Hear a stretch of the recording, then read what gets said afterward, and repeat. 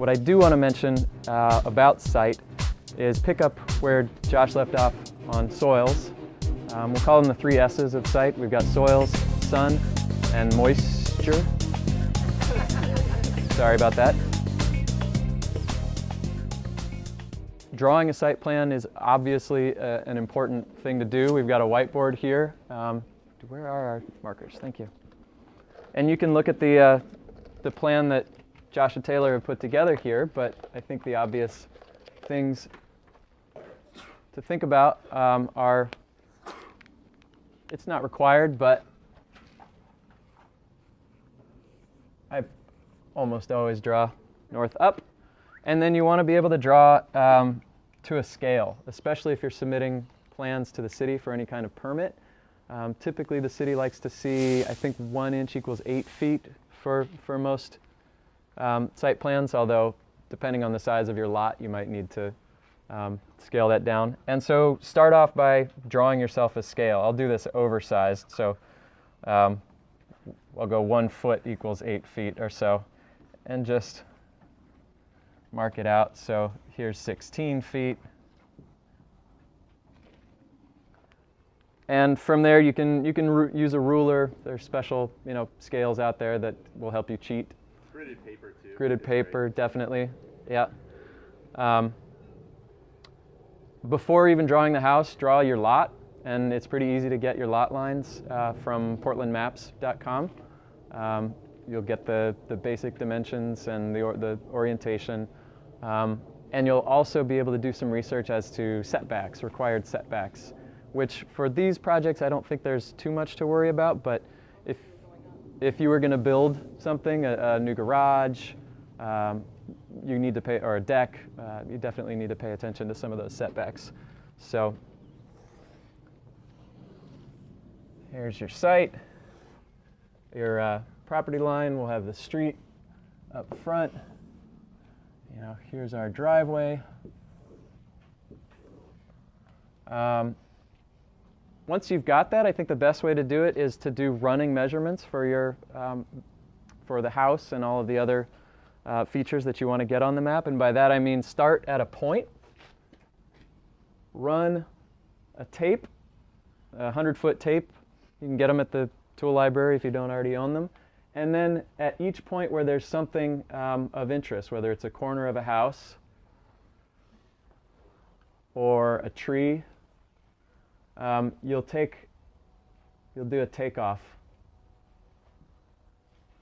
of that measurement. So instead of measuring this and then adding that and then adding that, if there's any error in there, you're compounding the error. So do the running measurement, and then you can mark this off. This is 12 feet from the street, this is 25 feet from the street, this is 60 feet from the street.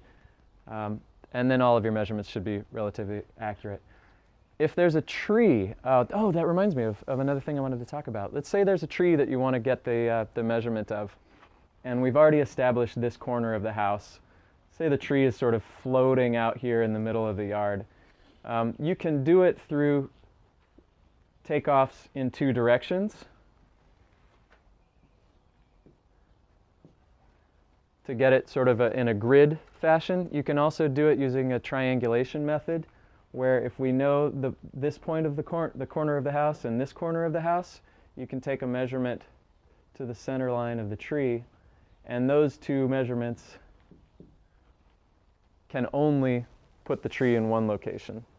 So while we're talking about trees, it reminded me that I did want to talk about construction access and where you're going to put all of the debris from your Depave event. And trees are one of our, that's why we're doing this. They're a huge asset, and the the root line of trees we're finding it goes way farther than we ever knew before. And trees are particularly upset when you compact their roots. So picking up big pieces of concrete and making a pile, please don't do it anywhere near a big tree in your yard. At the very least, stay outside the drip line, the edge of the canopy.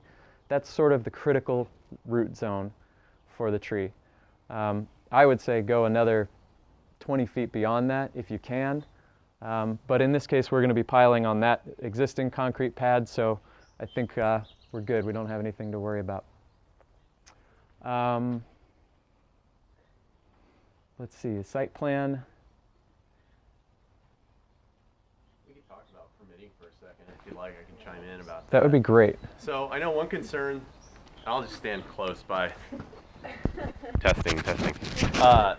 So permitting is something that frequently comes up. I know with homeowners, I know that we think about it a lot. Is this, you're always wondering, am I crossing the line? Is it now permit necessary? And I just have this paranoia in our in this day and age when our governments are all needing money. Typically, if you call in, I always feel like if I call in and ask, they're going to say, of course you need a permit, because yeah, I'll take $60 from you. I don't think that's truly the case, but it is good to know exactly where you fall on the line. And I believe inside this packet, Maya would know better having put it together. Did the permitting piece get folded in from Michelle? No, so there's, it talks about permitting in the packet and written, but Okay. it's not an appendix. Okay, But yeah. so But there's some there. links you could go to find it. Yeah, okay, good. There are links in here to go look at the documents, but the City of Portland has done a really good job of providing you with some kind of documents, like 2-page documents. One is, do I need a permit? It's simple as that, and they have a bulleted list of things that trigger permits as homeowners. And for the sake of the Depave, what you need to know, the main driver, is if you're going to build something that's going to be 30 inches or taller. So if you decide to build a deck or something, it has to be inhabited space or occupied space. So like our planter beds out there come above 30 inches, but that's not permit necessary because you're not standing on it. They're mainly afraid of people falling off, and anything above 30 inches, you need handrails. So that's one reason why they're kind of concerned with that number. The main thing though is soil or dirt and the movement of that. If you're moving more than 10 cubic yards of soil, then that triggers a permit. That is an awful lot, actually, when you think about it. So out front, we have a cubic yard of compost, 3 cubic yards of 3/4 minus, and 2 cubic yards of some pea gravel. So when you saw those piles out front, we're only at 6 cubic yards. So you need even 4 more beyond that. That is a lot of earth that you'd be moving around and displacing. And so in most cases, you probably won't hit that level or go above. And I think the reason why the city is concerned about that is because they might be thinking of new drainage conditions or berming that might be shedding water onto your neighbor's yard or something kind of weird like that, and they just want to check it out. The other thing that does get triggered at times for permitting deals with constructing rain gardens. Mm-hmm. And if you're affecting over 5,000 square feet of space, then they also want to get a permit going because it's a lot of space to be taking up. Most people's lots are only 5,000 square feet. That's what our lot is, 50 by 100. So we'd have to be tearing up the whole thing in order to even come close to that. So in most cases, your kind of home depaves shouldn't need a permit, and we did not pull a permit to do this. So.